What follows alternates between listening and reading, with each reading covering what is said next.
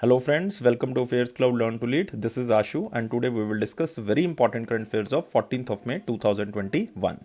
You can see two best images of the day, but today we will discuss most important and very important current affairs. So guys, watch this video till last and I am requesting you all the students that you have to like this video, you have to share this video as maximum as possible and you have to subscribe this channel.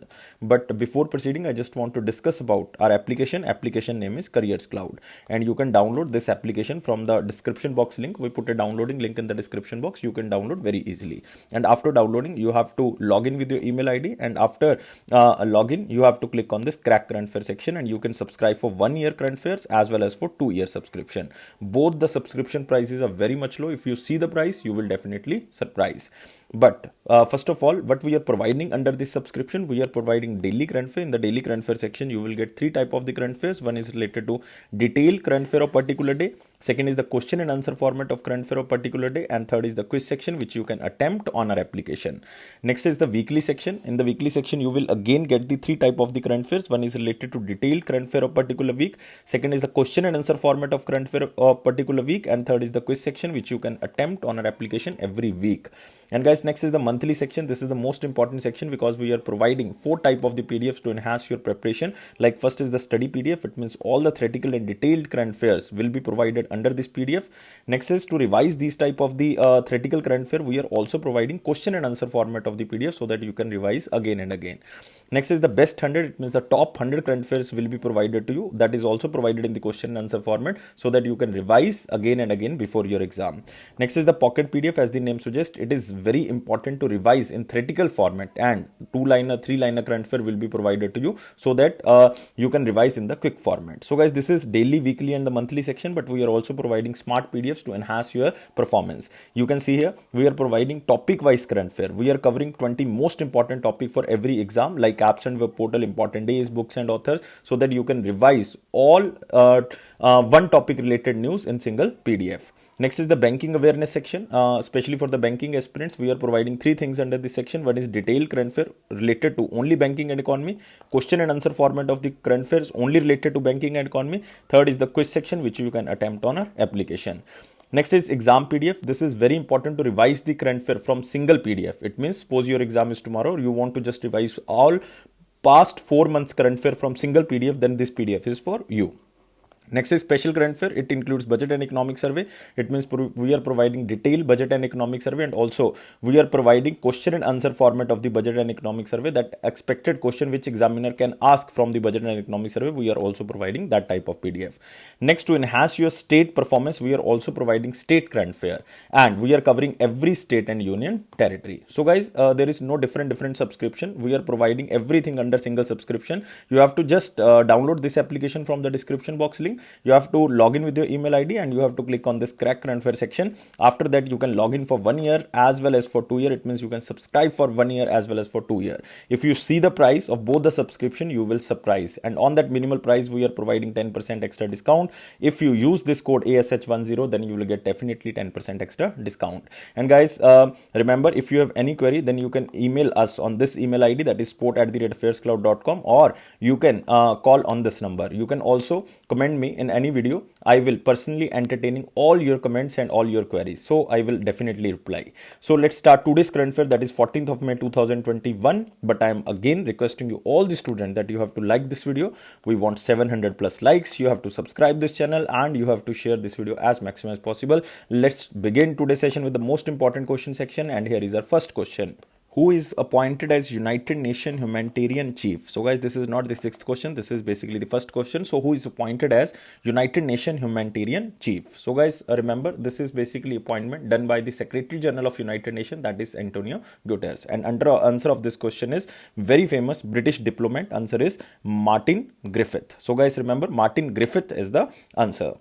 And he belongs to which country? He belongs to Britain. So guys, remember, very famous British diplomat Martin Griffith become the new United Nations Humanitarian Under Secretary General for Humanitarian Affairs and Emergency Relief Coordinator. Earlier, this position was held by Mark Lowcock. Remember, Mark Lowcock was the former chief of the United Nations Humanitarian Affairs and Emergency Relief Coordination, but he was appointed for 4 years, so his time period was now over. So that's why Martin Griffith was appointed. So you have to just remember this appointment, nothing else, because Martin Griffith is currently serving as the United Nations top envoy in the country of Yemen, and he also served as the first executive director of the European Institute for Peace from 2014 to 2018, and he also served in the various departments of the United Nations, like United Nations Department of the Humanitarian Affairs in Geneva. He is also founding director of the Center for Humanitarian Dialogue in Geneva. He also worked in the UNICEF, and now he is appointed as the United Nations Humanitarian Chief. So this is just a one-liner question. You have to remember this question as in the slide, but you can also remember the other two options. Like first is the Edward Heger, or you can say Heger.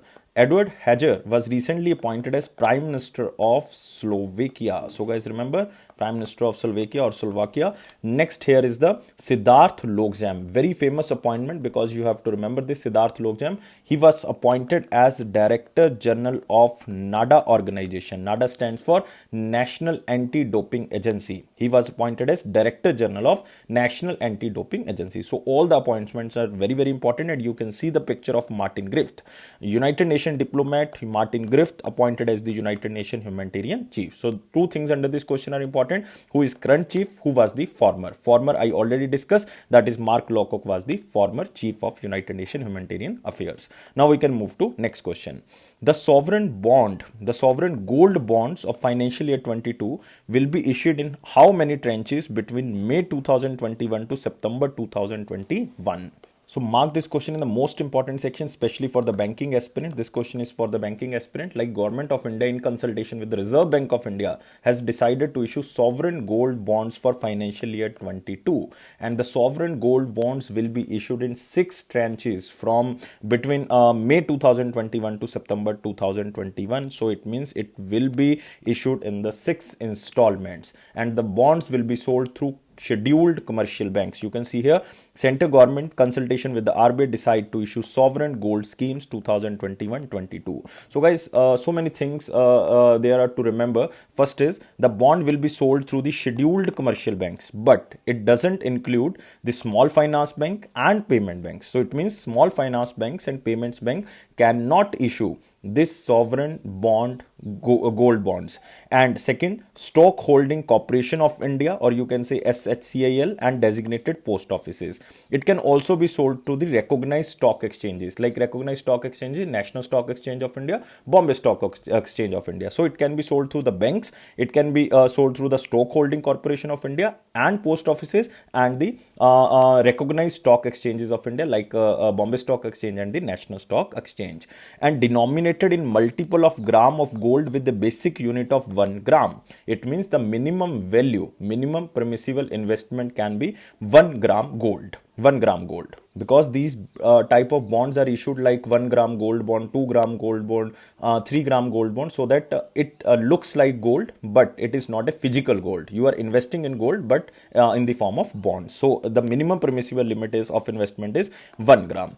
And guys, remember, maximum permissible limit can be 4 kilogram, 4 kg, but it is for the individual and the Hindu undivided family, but it can be the maximum up to 20 kg if it is a trust or the similar entities. So remember, it is for the 20 kg for the trust and the similar entities. And guys, maximum time period can be the 8 years, but there is an exit option after 5th year. It means before 5 year you can't exit this policy or the bond. Minimum to minimum time period can be the 5th year, and maximum to maximum can be 8 year, but there is exit option after 5 year.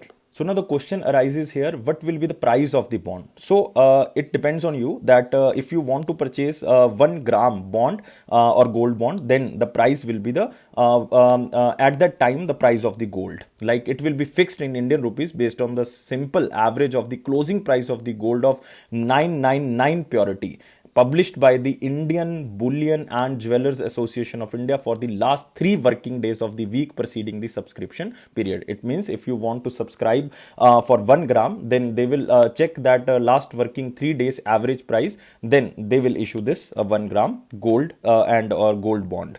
And the investors will be compensated at a fixed rate of interest like 2.50% per annum. So if the gold price increases, by default your bond price is also increasing, but they will also provide 2.50% 2.5% interest per annum. That is a fixed, and remember, it will provide you a fixed income source also. And guys, this is also you have to remember, like they are the sovereign bonds are like the securities denominated in grams of gold, and they are issued by the RBI on behalf of the government. So remember, it is not directly issued by the government, it is issued by the RBI on behalf of the government, and it is to reduce the demand of physical gold. And the sovereign gold bond scheme was firstly launched in year 2015. Firstly, it was launched in 2015. And to buy the gold bonds, the investor have to pay the issue price in cash, and the bonds will be redeemed in cash in maturity. And guys, remember why it is so much important, because sovereign gold bonds are one of the better ways of investing in the gold, as along with the capital appreciation, the investors will get a fixed rate of interest like 2.50% per annum.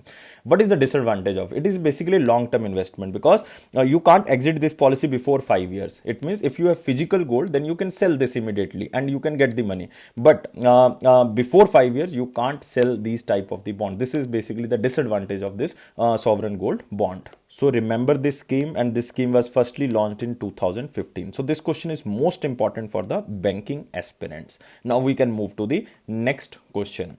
Next question is which country topped the list of countries with maximum remittance inflow? We are talking about remittance inflow. Earlier, like 2 or 3 days back, we covered FDI inflow. Now we are covering remittance inflow, according to a report released by the World Bank.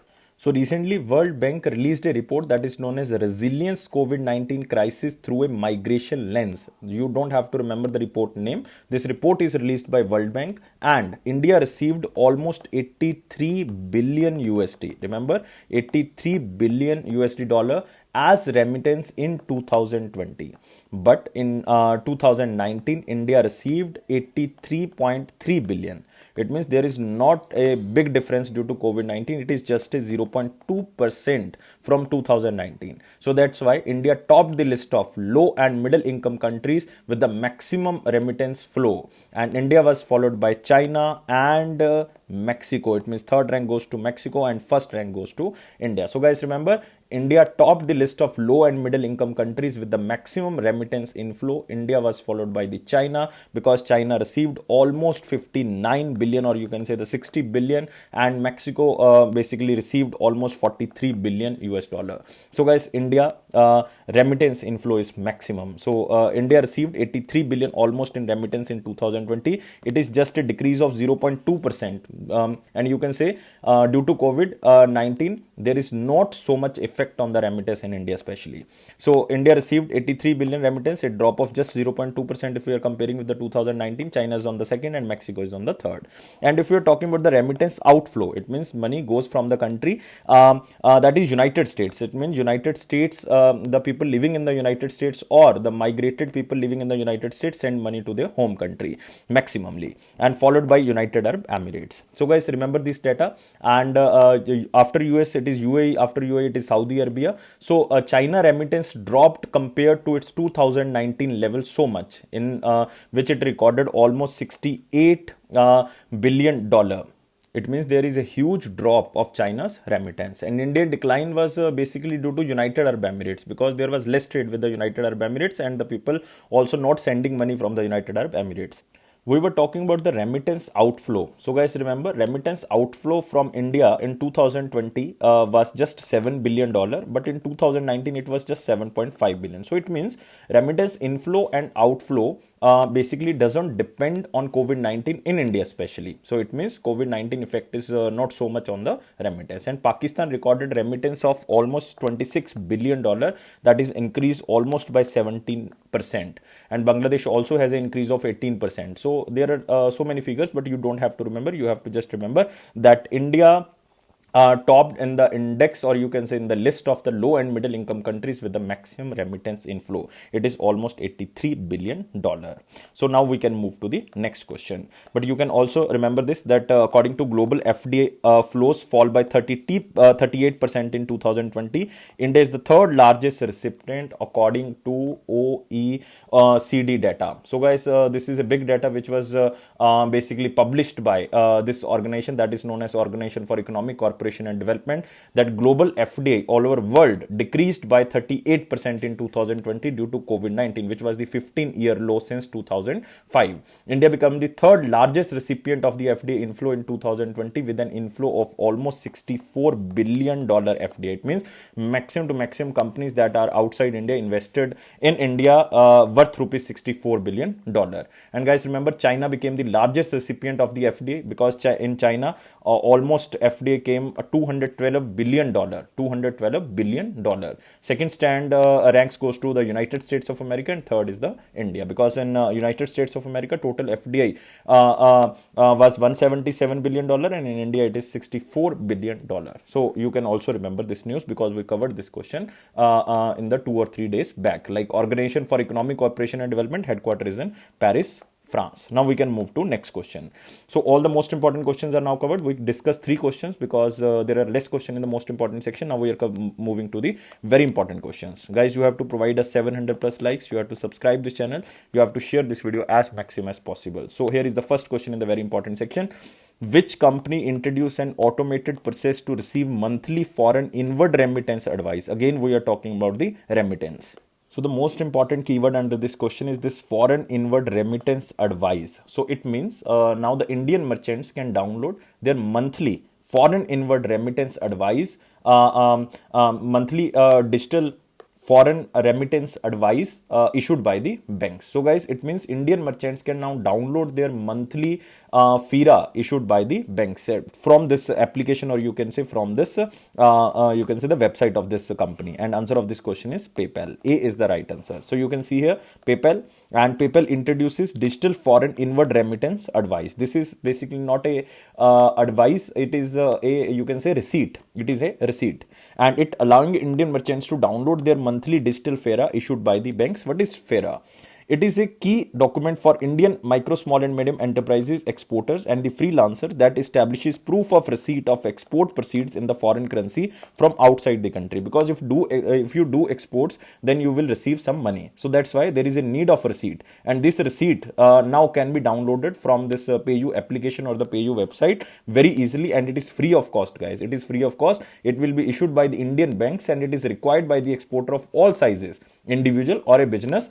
You can say limited company, partnership firm, sole proprietor, any firm. So it will be issued by the Indian banks, and you can also say it the digital FIRA process will be issued at zero cost, and it reduces times, save money, and also removes friction and eliminate the need to visit branches, especially in the COVID-19 time period. And the monthly digital FIRA could be downloaded by merchants from their PayPal account, and it enables Indian seller to apply for bill closure and get tax benefits as much faster rate. And once the FIRA is made available, the sellers will be notified via email. So guys, remember earlier there was Indian sellers and the freelancers will send a manual request to the PayPal partner banks, and there was a fees also, and then the bank will issue FIRA as a physical statement, and it will take 10 to 15 days. So now there is no cost, and it is very you can say fast method to download this type of the services. And the current digital FIRA initiative came under the PayPal's partnership with the flexiloans.com, but you don't have to remember this.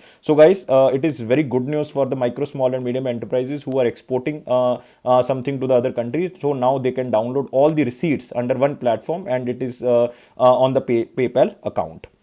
So answer of this question is very simple. Answer of this question is PayPal. And guys, always remember about PayPal. Where is the headquarter of PayPal? Headquarter is in California, United States of America, and it was established in 1998. Don't remember president or CEO of PayPal, but I am telling you, but it doesn't mean that you have to remember this. The president is Dan Schulman. Dan Schulman, Schulman. So remember this. Now you can also see here Google Pay, Western Union and Wise. We already covered this question yesterday that Google Pay partner with the Western Union and Wise so that they can transfer the money internationally. They can transfer the money internationally for Google Pay users. So it is only for the United States customers. So we already covered this question yesterday. Now we can move to the next question. What is the name of the Kerala's first revenue minister and architect of the land reforms who recently passed away? We can cover this question in the most important section. You can also remember this question in the most important because this question can come. 99% chances are there that this question will come. The most important thing that she was the architect of the land reform which was happened in Kerala in 1957. And guys, remember, she was also known as the Iron Lady or the Stormy Petrel. And answer of this question is K.R. Gauri Amma. So B is the right answer. You have to remember, this is the most important you are basically doing. And K.R. Gauri Amma, Kerala's first revenue minister, architect of land reforms in Kerala, passed away. You can see the picture. And she was 101 years old. 101 years old, and you can see here she was popularly known as the architect of the land reforms in Kerala, which was happened in 1957, and the only woman in the first state cabinet of the Kerala. You can also remember, first state cabinet of the Kerala, she was the only woman.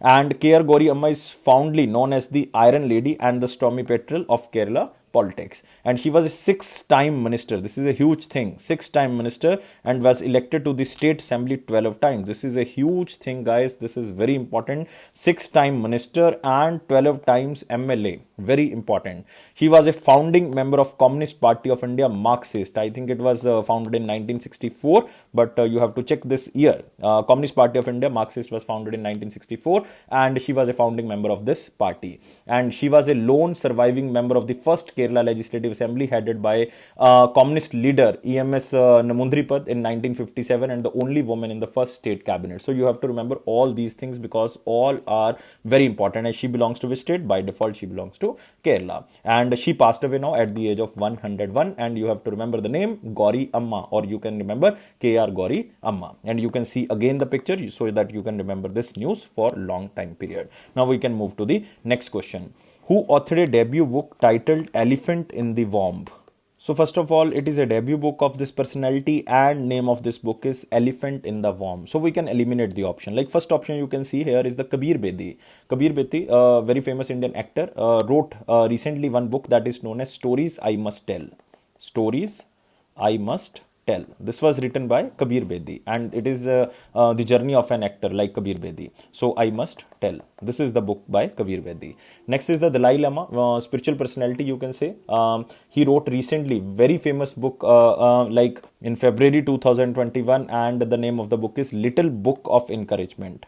The Little Book of Encouragement. Next is Samir Soni, again one of a very versatile actor. My Experiments with Silence. My Experiments with Silence. So you can also remember, like Gandhiji wrote one autobiography, that is My Experiments with Truth. Samir Soni wrote My Experiments with Silence. I am not comparing, it is just a similar name. Next is Kalki Kochlin. Only left hand answer of this question is very famous and versatile actor that is known as Kalki Kochlin, wrote a book that is known as Elephant in the Womb, and you can see a book titled Elephant in the Womb authored by Kalki Kochlin, but you have to remember other options because these are again very, very important options. Now, this book is basically published by Penguin Random House, and remember, the book focuses on the psychological discomfort and the maniac expectation during the motherhood. And the book features the personal essays and the think pieces of the Kalki Kochlin. And remember, Kalki Kochlin is a French citizen born in 1982 in Pondicherry, India, and he was also starred in Hindi and the Tamil movies. So, Kalki Kochlin is very famous personality in the Bollywood industry. Now we can move to the next question. Who authored a new book titled Clara and the Sun novel?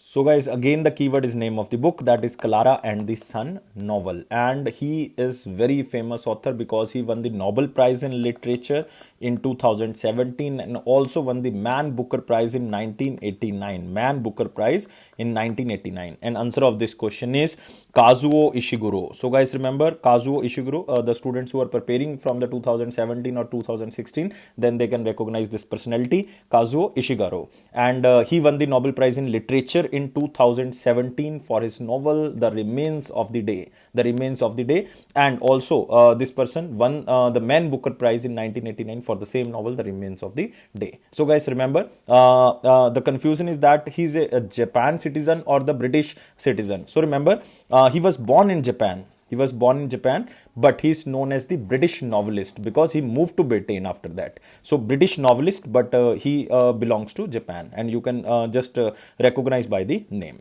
But these other options are, guys, again important, and you can also remember this book relate to what thing. Clara and the Sun is a thrilling book that offers a look at our changing world through the eyes of unforgettable narrator, and one that explores the fundamental question, what does it mean to love? So this is basically, you can say, some fictional stories are added represented under this novel. And guys, other options are again very very important, like the last question we are seeing here, the another books. There is one person that is known as Shobha Tharoor. So you have to remember, Shobha Tharoor wrote one book. Full name of this lady is Shobha Tharoor Srinivasan, and she wrote a book about the very famous painter Raja Ravi Verma, which is known as Prince with a Paintbrush. Prince with a Paintbrush. It is about the very famous painter of Raja Ravi Verma. Next is Ivan Osnos, very famous personality, guys, and he wrote a very famous book that is known as Joe Biden. Joe Biden, American Dreamer. It means the new president of the United States of America.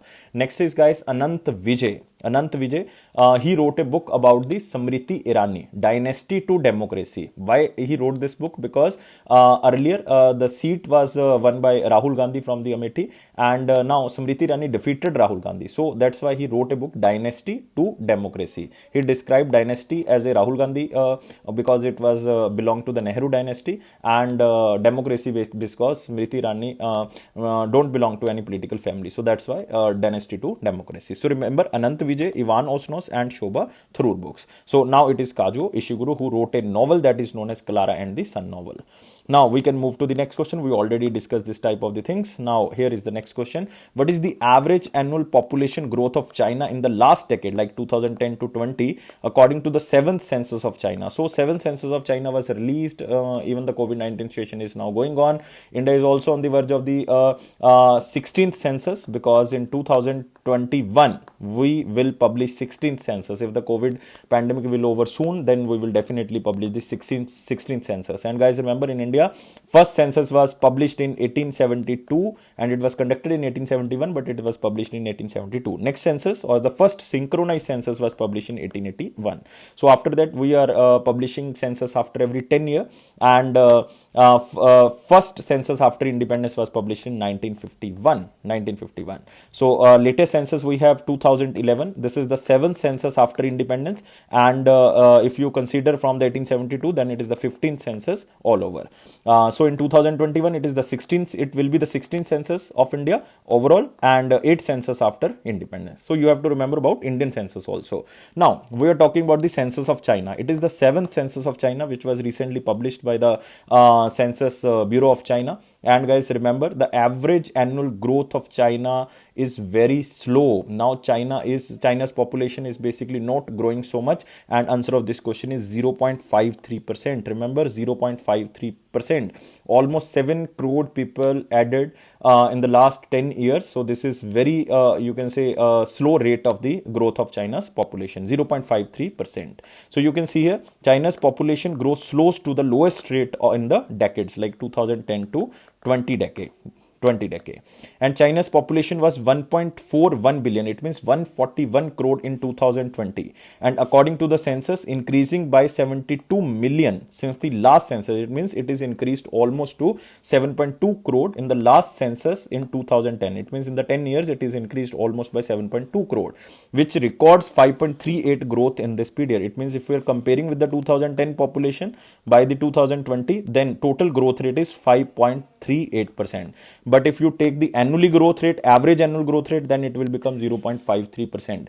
And the main cause of slowing growth rate has been attributed to the China one child policy, and China basically started two-child policy in the year of 2016, but it is not so much successful, and the population is not so much increasing. So according to Chinese demographers, India may overtake China as the most populous country by the 2003-2024. It means on an average you can say before 2025 India can overtake China as the most populous country, and the United Nations already predicted that India will overcross the Chinese population by the year of 2027, but according to Chinese demographers, India will exceed by the year of 2023-2024 or before the year of 2025. So India has a estimate till 2019, and according to 2019 estimates, India had a population of 137 crore. It means 1.37 billion, and China has 1.41 billion. It means there is no big difference between the India and Chinese population. And guys, remember, according to report of the People's Bank of China, China's central bank, India's demographic advantage, that is the younger population, will overtake China's demographic advantage by the year of 2035, because there is a slow growth rate in the China. So that's why the younger population in India is more. Because of China's one child policy, the younger population is now decreasing in the China, but in India it is increasing. So guys, remember, China's National Bureau of Statistics gave this data, because this organization conducted this China's census, and it is the 7th census of China. So you have to remember this. Now we can move to next question. Who has launched an MIS module, or you can say Management Information Systems module, for strengthening the domestic agarbatti industry? So it is basically for the agarbatti industry, and this is launched by National Bamboo Mission. So guys, this is not so much important question. We covered this question in the very important section because of this National Bamboo Mission. So National Bamboo Mission launched a module for increasing the investment in the agarbatti industry. And you can see here, National Bamboo Mission launched MIS module for strengthening domestic agarbatti industry, and we can become the exporter in the agarbatti industry. And the module will collect data on the agarbatti stick production, location of the stick making units, availability of raw material, functioning of units, production capacity, marketing, etc. And by collecting this data, it will help in better linkage between the industry and the production units, thereby plugging all the information gaps. And the Ministry of Small and Medium Enterprises, Khadi and Village Industry Commission, and all other small sector units came together to make India Atmanirbhar Bharat in the agarbatti sector. And the reconstructed National Bamboo Mission was launched in 2018-19 with an outlay of almost 1200 or the 1300 crore for 2 years. And guys, remember, steps are being taken to make the Indian agarbatti go global, or we can do exports in the agarbatti industry, and we can do this. And it aims to, what is the aim of this National Bamboo Mission? It aims to increase the area under the bamboo plantation in the non-forest government and the private lands to supplement farm incomes and for availability of quality raw material requirements of the industry, especially in the northeastern states. We want to increase the area under the bamboo plantation in the northeastern states, and it comes under the Ministry of Agriculture and the Farmers Welfare. But guys, you have to remember about National Bamboo Mission. It was launched in 2018-19. This is the important thing. And guys, remember who is the mission director of this National Bamboo Mission? It is Chavi Jha, and it comes under the Ministry of Agriculture and Farmers Welfare. So this is not so much important. You have to just remember National Bamboo Mission and agarbatti. This is the main keyword under this question. Now we can move to next question. Which state inaugurated CG Tika web portal or CG vaccine web portal to ease COVID-19 vaccination registration? So very simple question. By the CG, you can guess we are talking about which state. We are talking about Chhattisgarh. So guys, remember, we are talking about Chhattisgarh. So you can see in this picture, like, Chhattisgarh CM inaugurates, and who is the Chief Minister of Chhattisgarh? Bhupesh Baghel ji.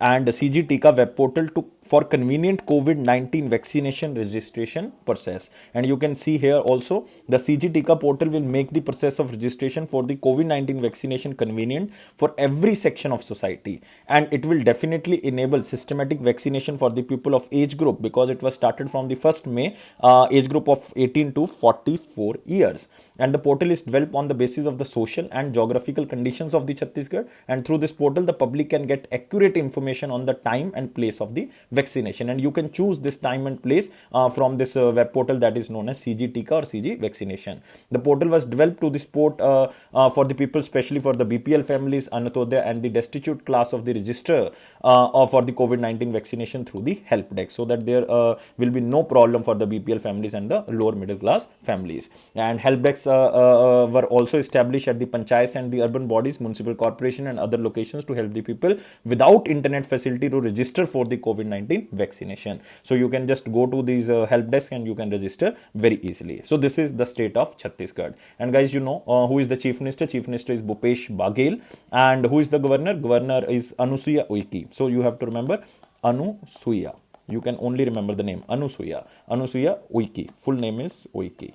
And you can remember the two very important national parks in Chhattisgarh. Yes, guys, very important two national parks in Chhattisgarh. One is Indravati National Park. Second is Kangher Ghati National Park.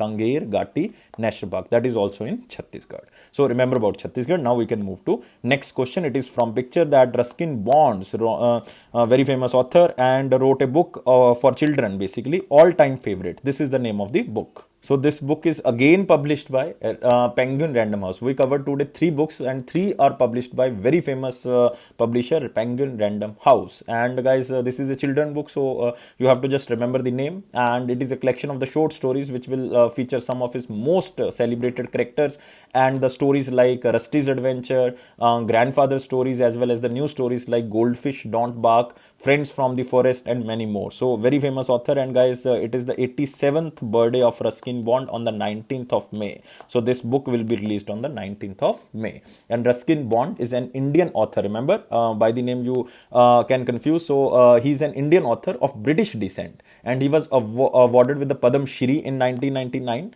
Padam Bhushan in 2014, and I think he will get the Padam Vibhushan very easily. So Padam Shri and Padam Bhushan he already get, and he will get the Padam Vibhushan very soon. I am expecting this. And he has also won the Sahitya Academy Award for his very favorite English novel, that is A Tree Still Grow in Dehra. Our trees still grow in Dehra in 1992. And his first novel was The Room on the Roof. The Room on the Roof, which was written when he was 17, and for his novel he received so many awards. So guys, remember the first novel of the Ruskin Bond, because he was and he is and he will be very famous author. So now we are moving to the important question section. You have to provide us 700 plus likes, you have to subscribe the channel, and you have to share this video as maximum as possible. Here is the first question in the important section. India added how much power generation capacity in 2020-21 according to the data of the Council on Energy and Environment, Water. So first of all, you have to remember this organization, Council on Energy, Environment and Water. This council is basically a New Delhi based organization, and it is a Government of India organization. And according to this data, India added 12.1 gigawatt. Remember the answer? Answer is C. 12.1 gigawatt power generation capacity in year of 2020-21. It means in the financial year of 2021. And out of this 12.1 gigawatt, 7.7 gigawatt, which you are seeing in the second option, 7.7 gigawatt was only from the renewable energy resources. It means almost 64% out of this generated from the renewable energy sources. This is a very good thing for India. It is very small, but it is a good thing that out of total generation capacity, India generated maximum capacity from the renewable energy resources. And share of renewable energy in the overall energy sector is almost by 10.1% upgraded. It means now it is up by 10.1% from earlier 9.4%, because India share is now increasing in the renewable energy. And guys, always remember, out of this renewable energy, maximum capacity generated from the solar sources of energy, solar energy, because if you see there is a 7.7 gigawatt, and out of this 7.7 gigawatt, almost 5.5 gigawatt capacity added through the solar energy. So this is very important. And you know, the target of Indian government is just to achieve this 175 gigawatt till the year of 2022. Remember, 2022. And out of this 175, I repeated this thing so many times, 100 gigawatt from the solar, 60 gigawatt from the wind, and 10 gigawatt from the you can say the bioenergy, and 5 gigawatt from the small hydro projects. Remember, small hydro projects. And remember this organization that is known as this Council of Energy, Environment and Water, and it is an initiative of the Council of Energy, Environment and Water, and it comes under Ministry of Power. It comes under Ministry of Power, and it acts as a market observer and driver that monitor, develops, tests and deploys financial solution to advance the energy solution. So this is just a data. You don't have to remember basically these things. This will enhance your knowledge regarding the energy sector. Now we can move to the next question. So these things we already discussed. So here is the next question. Which was the first and largest energy exchange in India? Which was the first and largest energy exchange in India? And why we are doing this question? Because India is set to launch third energy exchange in India. So this is basically the news. So that's why we are covering that, which was the first and the largest energy exchange in India. So answer of this question is very simple. Answer of this question is India Energy Exchange or Indian Energy Exchange. Answer of this question is C. So you can see here, India to get third power exchange owned by PTC and Bombay Stock Exchange by the year end. It means by the end of 2021. So I am just giving you some information about this. That first exchange and the largest energy exchange of India is the India Energy Exchange, which was established in the year of 2008. Now, second was the Power Exchange of India. This was also instituted in 2008, but after the Indian Energy Exchange, and it is India's first institutionally promoted power exchange. Remember this. Now, third will be owned by you can say the two organizations. One is known as the PTC organization. Second is known as the Bombay Stock Exchange Investment. And out of this, 22.62% share will go to the PTC India as well as the BSE Investment each. And while ICICI Bank holds the 9.01%, it means it is a joint venture of the PTC India, BSE Investment, and ICICI. It has a major stakeholders, and rest is held by the other investor companies and the small companies related to power. But India will get the third energy exchange at the end of the year 2021. So there will be the three energy exchanges at the end of 2021. So you have to remember this, otherwise this question is not so much important. So guys, you can also remember in this question about Indian Energy Exchange, who is currently the MD and CEO, that is Prabhajit Kumar Sarkar.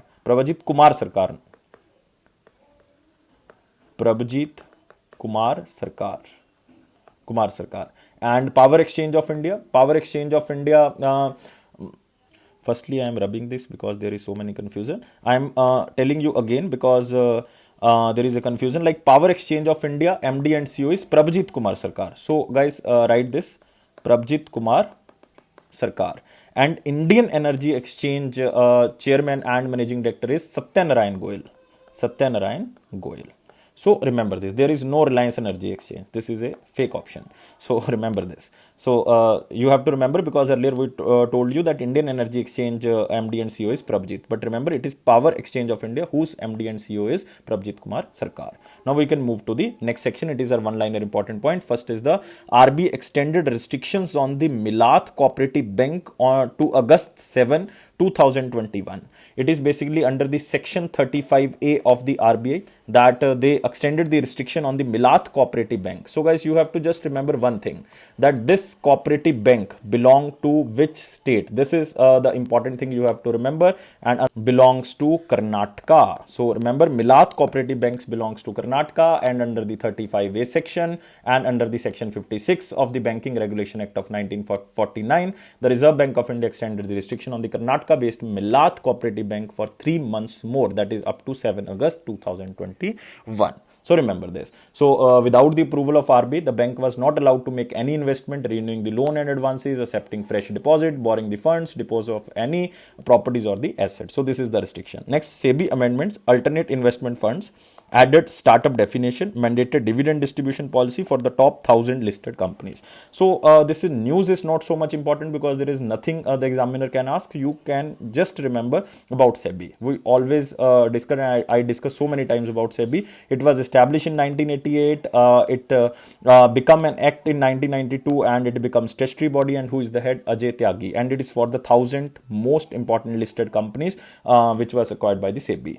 Next, rupees 455 crore raised by the SBI cards by issuing bonds. So SBI cards recently issued bonds, so that's why they raised some money, that is almost rupees 500 crore. And you have to just remember that SBI cards and payment services, this is important. And who is the head of this SBI card and payment service? It means I am talking about MD and CEO. MD and CEO is Rama Mohan Rao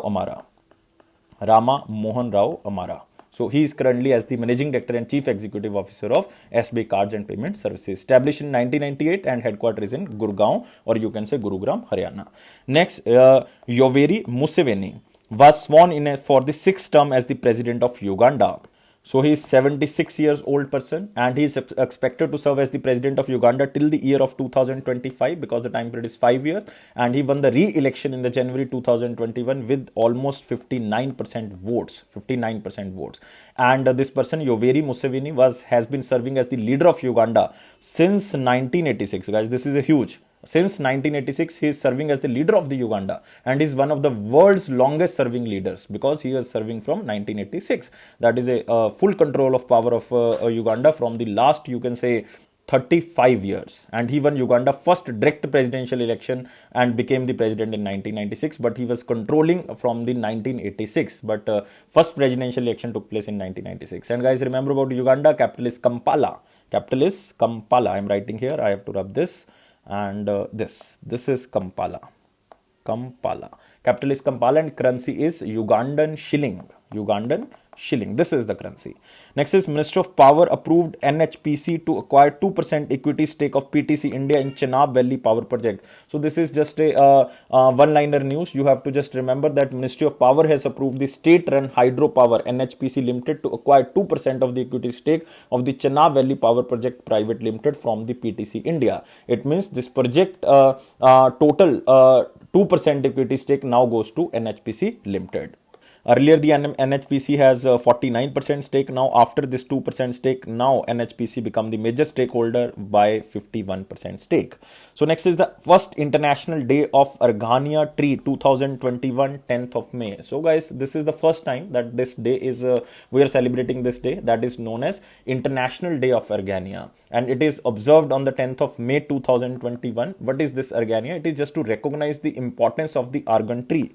Argan or the argan tree in achieving the three dimensions like economic, social and environmental of sustainable development at the local level. So one thing which is most important, this tree is endemic to Morocco.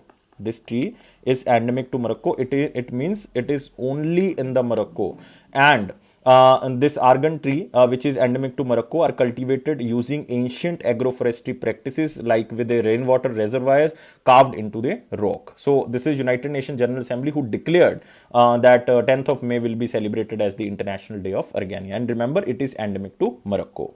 So this is the day, this is the first time celebration, so that's why we are covering this point. So now we are moving to the 13th of May 2021 question. What was the question of yesterday? In which year the Banking Regulation Act of 1949 was amended to make it is applicable to the cooperative banks? So guys, earlier I discussed this question when I asked one question about the Banking Regulation Act was passed in on which date. So then on that day when I answered this question, I already told you about this answer that it was amended in 1965. In 1965, and it will be applicable for the cooperative banks. But in 2020, we again amended this act and bring the cooperative banks under the supervision of RBI. So remember 1965, in 1965 it was amended to make it applicable to the cooperative banks and to introduce other changes, but in 2020 it was again amended to bring the cooperative banks under the Reserve Bank of India. So remember both questions because both are confusing and both are conflicting each other, so that's why they are important. So now we are moving to the question of the day. Question of the day is very simple. Which was the first cooperative bank established in India? Very simple question, very simple options. You have to answer only in the comment box. Guys, I'm waiting your answer. You have to provide a 700 plus likes. You have to subscribe this channel if you are watching this video first time, and you have to press this bell button so that you can receive the notification on time. And guys, share this video as maximum as possible, and it is a fair square promise that it will boost your confidence in the general awareness section. And guys, it is my personal promise that if you are watching the videos regularly and if you are reading the current affairs from the PDF, your current affairs section will go strong. And you can subscribe our PDFs from the description box link, because from the description box link you can download our application, and after downloading and log in with your email ID, you can subscribe for 1 year as well as for 2 years, and you will get 10% extra discount if you use this code ASH10. And guys, don't take life so much serious. Always be happy. Happiness is the key of success. Thank you guys for watching this video and take care.